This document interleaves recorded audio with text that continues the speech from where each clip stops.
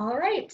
So hello, my name is Julianne Angeli. I'm the program manager in Study Abroad, working with the England Developing a Business Plan in London Study Abroad program. I have Professor Bruce Leach here with me to introduce himself and talk a little bit about the program. So. Great. Thanks, Julianne. It's nice to be on with you today. I wish we were live with everybody, but I hope everybody's being safe and doing the best that you can through this period of time. Anyhow, we're really excited to talk to you today about our study abroad program to London in December. I am a DePaul MBA from 19-something way back when, and started a business, built it up to about 300 employees. We installed IT systems for large retailers. And back in the 90s, one of our customers was Walmart, and they bought a large retailer in England called Asda. And so I had a number of people, including myself, over in England working on that project as they upgraded the computer systems in their stores. So I had a wonderful opportunity to have a flat in London for about 10 years, lived there for a full year back in the 90s, but then commuted back and forth a lot. I've lost track in my passport about how many stamps at Heathrow I have, but it was absolutely a phenomenal experience for me. One of the first times I went abroad was actually the very first time I got my passport. I went to London. So it's kind of like a second home for me. And I really enjoy taking students over there because even though I've been to London so many times, I still see it through your eyes as if you're there the first time. And I get a lot of excitement about that. So, yeah, I led a group there this last summer, and we look forward to leveraging that program in December. And we partner with a university over there called Loughborough, and we'll be working with their students as well. Excellent. So can you give me a quick overview of the program? So what will students be studying? Where will they be going? What will they be seeing while they're in England? Great. Well, I had the thought about this program when I was actually living in London because I was looking at businesses in England that didn't exist in the US. I'm not sure if everybody knows the Pret a Manger, that's a takeaway sandwich shop. I know there's one in the Merchandise Mart. There's a number of them opening up in the Loop. Well, they were all over London back in the late 90s, and I loved those places. And I thought, well, why don't they open this up in the US? Whoever takes this idea could make a fortune.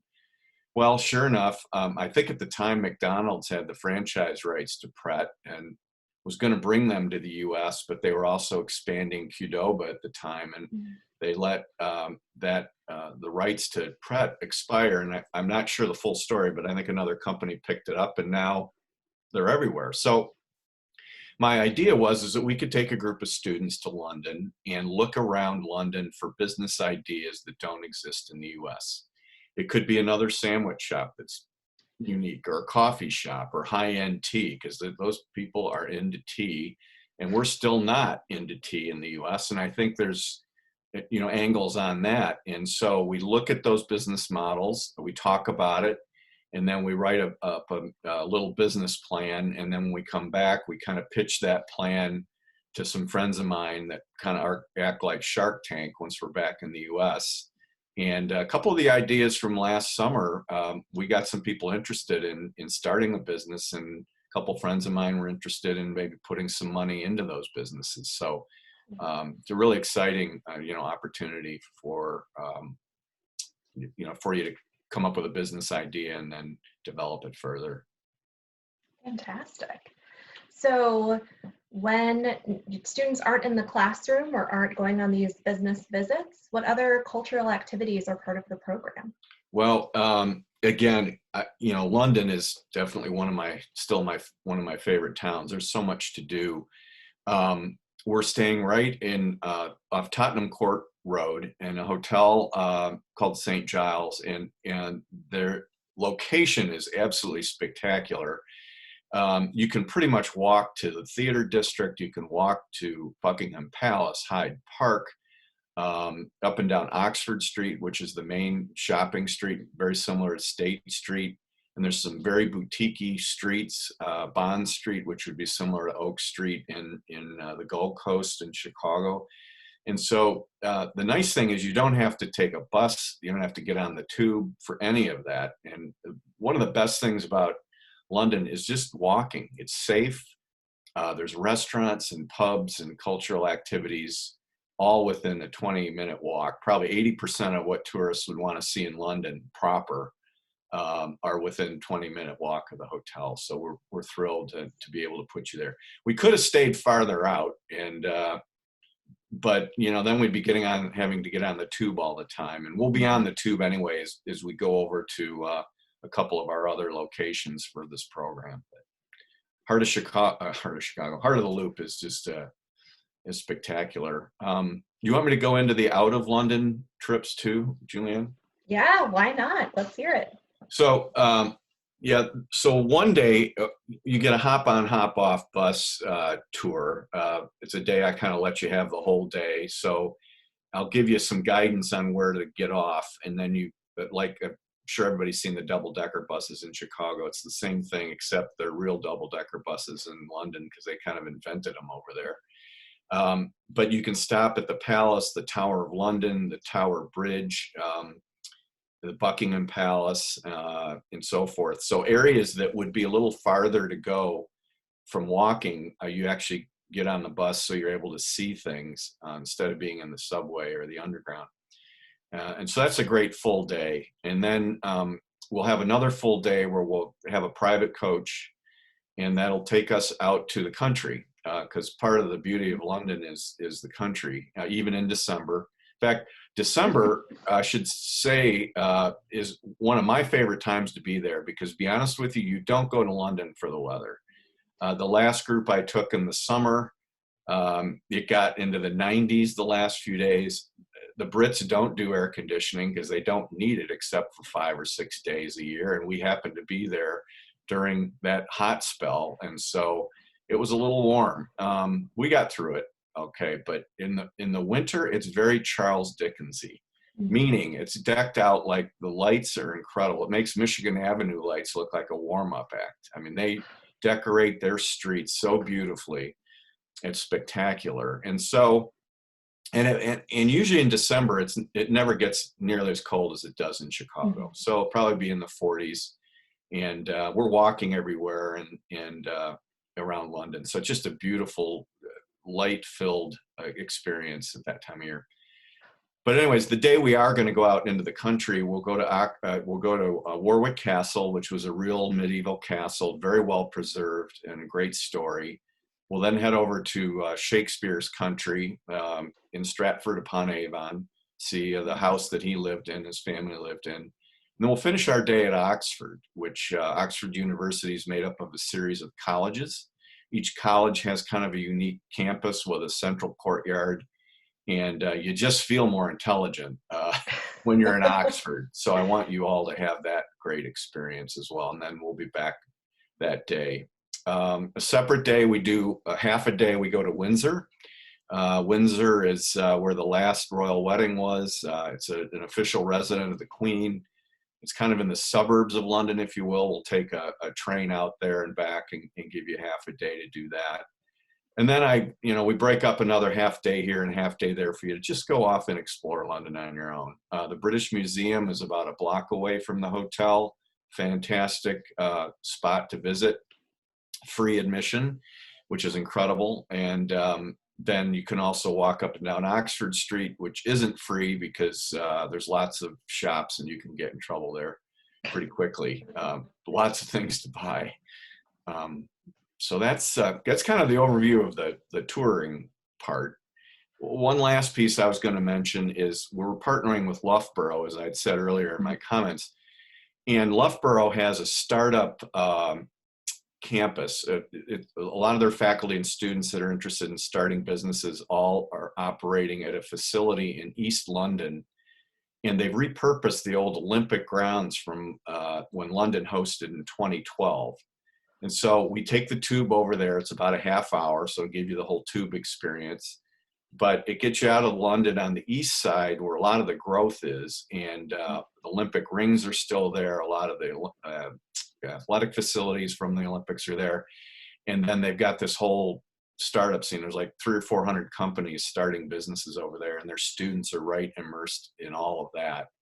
And we'll be working on some projects with them at that location during the week as well. So they're a great partner with us on this. Wow. It's a lot. You're ready to go with us, aren't you? Yeah. Oh, I'm there. Good. That is a lot. That sounds like a packed schedule. But there is a little bit of free time in there as well. You said a couple half days for students to explore on their own. Absolutely. And I'll tell you what else, Julianne, when we get over there, I'm not set to any necessary schedule. I obviously have to do what I need to do to make this a course so that you have something to pass or fail. Of course, pretty hard to fail my class, but as far as the learning component of it, but I've got a lot of flexibility too. Some of the things are set on certain days, like the bus trip out to Oxford. But the day of hop on, hop off, the day at Windsor, all of that we determine when we get over there. I'll have a set day identified before we leave, and we'll review the itinerary really well before we go. But as we get over there, I really like to react on what everybody wants to do or not do, and we can adjust the schedule accordingly. We'll also grab the theater tickets one night for a show, because the other thing that London's known for and rivals, if not exceeds Broadway, is the West End theaters. And again, those are all walkable. We'll pick a show. We'll vote on that. In fact, I think I was buying the tickets at O'Hare on our way over last time after I got a pulse from everybody on what they would like to see. So that gives you an idea of the flexibility of you kind of helping me decide what you want to do before we get there. And then once we get there, I'm not one that micro plans everything. So we'll probably have 4 or 5 days, which are pretty set in stone. And then we'll have another 4 or 5 days that we've got some flexibility in the schedule. Awesome. So aside from all of the great activities and connections that students will have when they participate in this program, like your sales pitch, like why should someone choose to go or to participate on this program? Because it's the best program in study abroad. All right, there we go. I'll tell you one that people probably don't think of London for, the food. Come to London because the food is phenomenal. And I know I have a bunch of people out there probably thinking fish and chips and bangers and mash, which is horrible. Sorry, I choked myself up on that one. London is the melting pot of ethnic restaurants. It rivals New York. I mean, you've got first generation French, Italian, Indian, Thai, Spanish, even American barbecue, except if you go there, I'll shoot you because, that's not what you're over there to eat. And even the British fare, unless, in the pubs, if it's a cold night and it's drizzly and they want to go in the pub and warm up and have a chicken pot pie, I mean, that's great too. It's comfort food. And it's really inexpensive, at least the pub food is. The nicer restaurants, London is a little bit of expense, but I have found restaurants that for the prices that we've negotiated will be a lot lower than normal tourists. I'll tell you also the nice thing about going in December is the prices across the board typically are lower because it's not high tourist season. Yeah. So June, July, August, they've just slammed with people from all over the world. Everything from your hotel bill to the airline rates that Julianne's negotiated are significantly lower than they would be over the summer. So I really prefer going over there this time of year. So. Awesome. Well, that was all the questions that I really had to ask. Do you have any final thoughts or final words to share? No, I go back to 1993. I hate to admit that, but I was 38 years old. I probably shouldn't have shared that either, but I didn't even have a passport. I was 38 years old. I'd never been outside the United States.